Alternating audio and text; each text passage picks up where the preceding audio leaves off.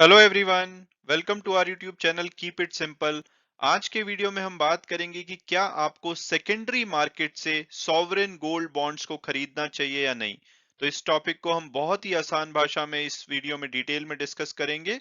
और आगे बढ़ने से पहले अगर आपने अभी तक चैनल को सब्सक्राइब नहीं किया है तो प्लीज सब्सक्राइब करके हमें मोटिवेट कीजिए। तो सबसे पहले अगर हम बात करें कि भाई अगर आप गोल्ड में इन्वेस्ट करना चाहते हैं तो आपके पास क्या-क्या ऑप्शंस हैं।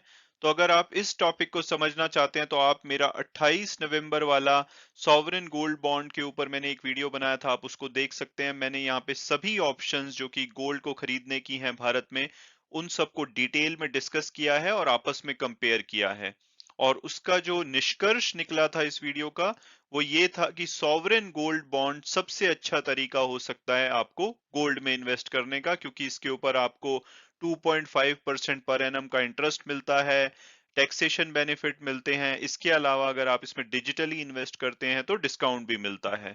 तो अगर आप इस टॉपिक को समझना चाहते हैं तो आप मेरा ये वीडियो देख सकते हैं, उसके बाद आज जो हम डिस्कस करेंगे वो आपको समझने में आसानी होगी। तो अभी तक हम ये मान चुके हैं कि अगर हमारी कोई स्पेसिफिक रिक्वायरमेंट नहीं है, जैसे कि हम ज्वेलरी की फॉर्म में गोल्ड लेना चाहते हैं, तो हमारे लिए सॉवरेन गोल्ड बॉन्ड ही बेस्ट तरीका है गोल्ड में इन्वेस्ट करने का। तो अब अगला क्वेश्चन आता है कि भाई सॉवरेन गोल्ड बॉन्ड में इन्वेस्ट कैसे कर सकते हैं। तो इसके दो तरीके हैं, या तो आप प्राइमरी मार्केट में इन्वेस्ट कर सकते हैं या सेकेंडरी मार्केट में। तो प्राइमरी मार्केट होती है जहां पे सिक्योरिटीज को पहली बार क्रिएट किया जाता है। जैसे शेयर के संदर्भ में हम बात करें तो कोई अगर नई कंपनी पहली बार पब्लिक से पैसा रेस करना चाहती है तो वो अपना आईपीओ लेकर के आते हैं। उसके बाद जब वो आईपीओ लिस्ट हो जाता है तो उसमें कोई भी इन्वेस्टर आपस में ट्रेड कर सकते हैं। उसको बोला जाता है सेकेंडरी मार्केट का ट्रेड। तो अगर सॉवरेन गोल्ड बॉन्ड के संदर्भ में हम बात करें तो इसकी जो सीरीज 9 और 10 है इस फाइनेंशियल ईयर की, जो कि 10 जनवरी को सीरीज 9 और फरवरी 28 को सीरीज 10 लॉन्च की जाएगी, ये प्राइमरी मार्केट में लॉन्च की जाएगी। लेकिन इससे पहले जो 8 सीरीज इस साल में लॉन्च की गई हैं, वो सभी इस टाइम पे सेकेंडरी मार्केट में हमारे ट्रेड के लिए अवेलेबल है। तो जो आज की हमारी जो डिस्कशन होगी वो प्राइमरली होगी कि क्या हमें सेकेंडरी मार्केट से सॉवरेन गोल्ड बॉन्ड को खरीदना चाहिए या नहीं। यानी कि जैसे कि सीरीज 9 और 10 जो आएंगी उसमें तो आप जैसे पहले भी शायद इन्वेस्ट करते होंगे, अगर आप सॉवरेन गोल्ड बॉन्ड में करते हैं तो वो प्राइमरी मार्केट की होगी। लेकिन जो आज का मुद्दा होगा वो ये होगा कि क्या हमें ऑलरेडी जो लिस्टेड सीरीज हैं उसमें इन्वेस्ट करना चाहिए या नहीं। और अब अगर हम बात करें कि भाई सॉवरेन गोल्ड बॉन्ड को सेकेंडरी मार्केट से खरीदने के फायदे क्या-क्या हो सकते हैं, तो सबसे पहले तो जो भी सीरीज लॉन्च की जाती है उसको स्टॉक एक्सचेंज पे लिस्ट कराया जाता है। यानी कि अगर आपके पास डीमैट अकाउंट है तो आप इसको बीएससी या एनएससी से खरीद या बेच सकते हैं। ऐसी लगभग 50 से ज्यादा सीरीज हैं जो कि ऑलरेडी बीएससी और एनएससी पे लिस्टेड हैं और आप इसमें ट्रेड कर सकते हैं इनके कैश सेगमेंट में। यहाँ पे आप इस चार्ट में देख सकते हैं कि इसमें टॉप 10 सीरीज जिसमें कि सबसे ज्यादा लिक्विडिटी थी, ये नवंबर का डेटा है। उसके बेसिस पे आप देख सकते हैं कि ऑलरेडी लिस्टेड सीरीज का डेटा यहाँ पे है, लेकिन इससे भी ज्यादा सीरीज लिस्टेड है, लेकिन ये टॉप 10 का ही डेटा है। तो आप इसको कैसे पढ़ते हैं, इसका इसका जो नाम होता है, इसमें पहले तीन जो अल्फाबेट होते हैं वो होते हैं सॉवरेन गोल्ड बॉन्ड यानी कि एसजीबी। उसके बाद इसका मेच्योरिटी पीरियड होता है यानी कि अगस्त 28। तो ये 8 साल की मेच्योरिटी के साथ आती है, यानी कि इसको अगस्त 2020 में लॉन्च किया गया होगा और ये अगस्त 2028 में मैच्योर हो जाएगी। और लास्ट जो इसमें डिजिट होता है वो होता है वी यानी कि सीरीज, यानी कि फिफ्थ सीरीज होगी अगस्त 2020 की या 2020 फाइनेंशियल ईयर की, तो इसलिए इसको 5 बोला गया है। तो इस तरह से आप इसको पढ़ सकते हैं। तो अब अगर हम बेनिफिट्स की बात करें तो सबसे पहला बेनिफिट होता है कि आपको, अगर आप सेकेंडरी मार्केट से खरीदते हैं तो आपको ये मेच्योरिटी और लॉक इन पीरियड में फ्लेक्सिबिलिटी देता है। क्योंकि कोई जो नई सीरीज आती है, जैसे कि अभी 10 जनवरी 2022 को एक नई सीरीज ओपन होगी, तो इसकी जो मेच्योरिटी है वो 8 साल होगी, यानी कि 2030 जनवरी में जाके आपको पैसा आपका वापस मिलेगा और मिनिमम 5 साल का इसमें लॉक इन पीरियड होता है। यानी कि 2027 में आप इसको सरेंडर कर सकते हैं अगर आप नहीं चाहते कि आप मेच्योरिटी तक वेट करें। लेकिन अगर आप सेकेंडरी मार्केट से खरीदते हैं, जैसे कि यहाँ पे आप देख सकते हैं एसजीपी नवंबर 24, जो कि नवंबर 24 में मैच्योर हो जाएगी, यानी कि आप लगभग 2 से ढाई साल के अंदर, 2.5 से 3 साल के अंदर ये मैच्योर हो जाएगी। तो आपको 8 साल की वेट नहीं करनी पड़ेगी। सिमिलरली अगर ये अगस्त 28 वाली भी आप सीरीज लेते हैं तो ये 6.5 साल में मेच्योर हो जाएगी, तो आपको 8 साल की वेट नहीं करनी पड़ेगी। तो इस तरह से आप जो अपना मेच्योरिटी और लॉक इन पीरियड में फ्लेक्सिबिलिटी पा सकते हैं। दूसरा जो बेनिफिट होता है वो होता है प्राइस का।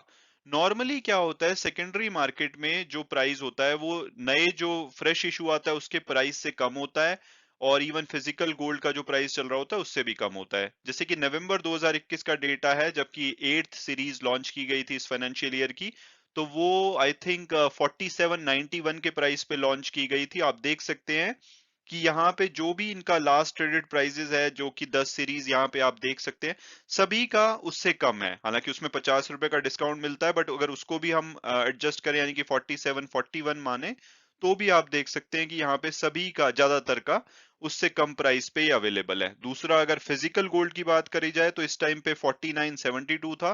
तो आप ये देख सकते हैं कि फिजिकल गोल्ड के मुकाबले में ये काफी सस्ते में, यानी कि डिस्काउंट में अवेलेबल थी। तो प्राइसिंग आपको बेटर मिल सकती है, और उसका रीजन ये हो सकता है कि नॉर्मली जब भी कोई इसमें इन्वेस्ट करता है तो लॉन्ग टर्म के लिए करता है, लेकिन उसको अगर सडनली पैसे की जरूरत होती है तो सेलर ज्यादा डिस्काउंट की परवाह नहीं करते, यानी कि उनको पैसा चाहिए तो वो 50 100 रुपए 200 रुपए कम भी अगर मिल रहे होंगे पर यूनिट, तो वो उसको बेचना चाहेंगे सेकेंडरी मार्केट में, क्योंकि उनको बेचने का रीजन होता है उनको पैसे की अर्जेंट नीड होती है। और तीसरा जो इसमें फायदा होता है वो होता है इंटरेस्ट डायनामिक्स।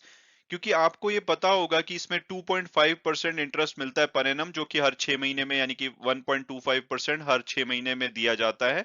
तो जो इंटरेस्ट होता है वो फेस वैल्यू पे होता है, यानी कि अगर हम ये अगस्त 28 मेच्योरिटी वाली सीरीज देखें तो इसका जो इशू प्राइस था, यानी कि फेस वैल्यू थी, वो 5334 थी। और जो अभी अगर आप देखेंगे तो इसका प्राइस अगर आज के हिसाब से 4800 4700 में अगर ये मिल रही है, तो जो आपको 2.5% का इंटरेस्ट मिलेगा वो इसके इशू प्राइस, यानी कि 5334 पे मिलेगा। तो अगर आप इसको कोई भी सीरीज अगर सेकेंडरी मार्केट में लेते हैं तो आप कोशिश कीजिए कि उसका जो परचेज प्राइस है वो उसके इशू प्राइस से कम हो, तो उससे आपको इशू प्राइस पे इंटरेस्ट मिलेगा, यानी कि ज्यादा इंटरेस्ट मिलेगा। तो जैसे अगर हम ये एग्जांपल लें कि नवंबर 2024 की एक्सपायरी वाली अगर आप सीरीज लेते हैं, तो उसका जो इशू प्राइस था 3007 रुपए था। तो अगर आप इसको 4700 में लेते हैं तो आपको जो इंटरेस्ट मिलेगा वो 3007 पे मिलेगा। तो इसलिए कोशिश की जानी चाहिए कि जहां पे इशू प्राइस ज्यादा हो करंट परचेज प्राइस से, उस सीरीज को हमें लेना चाहिए। तो इससे आपको इंटरेस्ट का भी बेनिफिट मिल सकता है।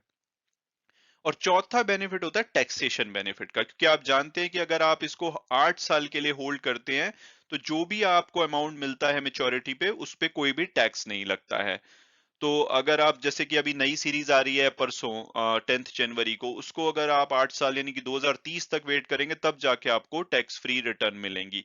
लेकिन अगर आप सेकेंडरी मार्केट में लेते हैं, मान लो ये आप नवंबर 2024 वाली सीरीज लेते हैं, तो ये जब आज से 3 साल बाद लगभग जब ये मेच्योर हो जाएगी, तो आपको इसके ऊपर कोई टैक्स नहीं देना पड़ेगा। सिमिलरली ये अगस्त 2028 की जो कि 6.5 साल में आज से मेच्योर हो जाएगी, तो आपको कोई टैक्स नहीं देना पड़ेगा। तो इससे आप टैक्स बेनिफिट ले सकते हैं अगर आप मेच्योरिटी तक इसको होल्ड करते हैं, क्योंकि जो भी आपको इसको बेच रहा है इन बिटवीन, उसको बीच में टैक्स देना पड़ेगा। तो इसलिए मेच्योरिटी के टाइम पे आपको कोई टैक्स नहीं देना पड़ता है। तो ये सभी बेनिफिट्स हैं जो कि इसको काफी अट्रैक्टिव इंस्ट्रूमेंट बनाते हैं सेकेंडरी मार्केट से खरीदने के लिए।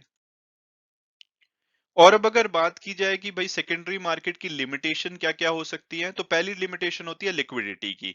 यानी कि अगर आपको लार्ज क्वांटिटी में खरीदना है, प्राइमरी मार्केट में आप बहुत बड़े अमाउंट तक खरीद सकते हैं, लेकिन सेकेंडरी मार्केट में नॉर्मली इतनी ज्यादा लार्ज क्वांटिटी में यूनिट्स अवेलेबल नहीं होती है, तो लिक्विडिटी का इशू रहता है। दूसरा होता है कि इसमें क्योंकि लिक्विडिटी ज्यादा नहीं होती, तो बायर प्राइस और सेलर प्राइस में काफी डिफरेंस होता है। यानी कि हो सकता है बायर प्राइस 4750 पे बैठा हो और सेलर 4800 पे बैठा हो, तो अब प्राइस डिस्कवरी थोड़ी मुश्किल होती है। हालांकि इसमें बायर को मोस्टली एज मिलती है, क्योंकि सेकेंडरी मार्केट में सेलर की जब नीड होती है कि उसको पैसे की जरूरत है, तो वो नॉर्मली थोड़ा बहुत डिस्काउंट पे बेचने को तैयार होता है। तभी हमने पिछले पेज में डिस्कस किया कि प्राइस जो है सेकेंडरी मार्केट में नॉर्मली करंट मार्केट प्राइस से सस्ता होता है। तो बायर को यहाँ पे एज मिलती है, तो अगर आप लेना चाहते हैं तो आपको इसका फायदा मिल सकता है। और दूसरी जो लिमिटेशन होती है वो होती है इंटर डिपॉजिटरी ट्रांसफर की। यानी कि मान लो आपका जो डीमैट अकाउंट है वो सीडीएसएल के साथ है, और जिससे आपने अगर सेकेंडरी मार्केट में इसको खरीदा, जिसने आपको बेचा है उसका अकाउंट एनएसडीएल के साथ, यानी कि डिफरेंट डिपॉजिटरी के साथ है, तो इसमें कई बार काफी दिन लग जाते हैं आपके शेयर जो भी मतलब सॉवरेन गोल्ड बॉन्ड आपकी होल्डिंग में दिखने में। पिछले साल 2020 में मैंने एचडीएफसी सिक्योरिटी से एक ऐसी ट्रांजैक्शन करी थी जिसमें कि लगभग 3 महीने लग गए थे, बट वो एक्सेप्शन थी क्योंकि तब कोविड की वजह से काफी रिस्ट्रिक्शन थी और इसमें इंटर डिपॉजिटरी में फिजिकल ट्रांसफर होता है, तो इसलिए इसमें काफी टाइम लग गया था।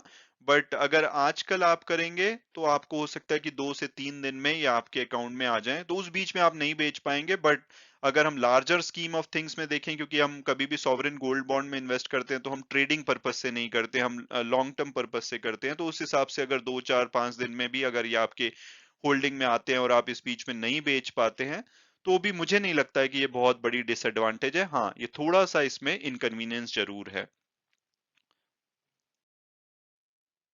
और वीडियो क्लोज करने से पहले अगर हम कंक्लूड करें तो मेरी पर्सनल ओपिनियन में सेकेंडरी मार्केट से सॉवरेन गोल्ड बॉन्ड लेना बहुत ही अच्छा विकल्प हो सकता है, क्योंकि आपने बेनिफिट देखे, इसमें बहुत सारे बेनिफिट्स हैं, थोड़ी बहुत लिमिटेशन है, बट ओवरऑल अगर हम फाइनली इसको समराइज करें तो मुझे लगता है कि कोई अगर लिक्विड सीरीज है और उसका परचेज प्राइस जो है इशू प्राइस से कम है तो आप उसको लेंगे तो आपको काफी बेनिफिट हो सकता है। ये एक ऐसा एरिया है जिसमें कि लोग थोड़ी बहुत इनकन्वीनियंस की वजह से ज्यादा एक्सप्लोर नहीं करते हैं, लेकिन ये आने वाले टाइम में मुझे लग रहा है जैसे कि लोगों की अवेयरनेस बढ़ रही है कि सॉवरेन गोल्ड बॉन्ड एक अच्छी ऑप्शन हो सकती है और भी बहुत सारे इन्वेस्टर इसमें आएंगे, तो जो भी इनकन्वीनियंस है इंटर डिपॉजिटरी ट्रांसफर की या लिक्विडिटी की वो भी आने वाले टाइम में बेटर हो सकती है। तो मुझे तो लगता है कि आप अगर सेकेंडरी मार्केट से खरीदना चाहते हैं तो ये बहुत ही अच्छी ऑप्शन हो सकती है।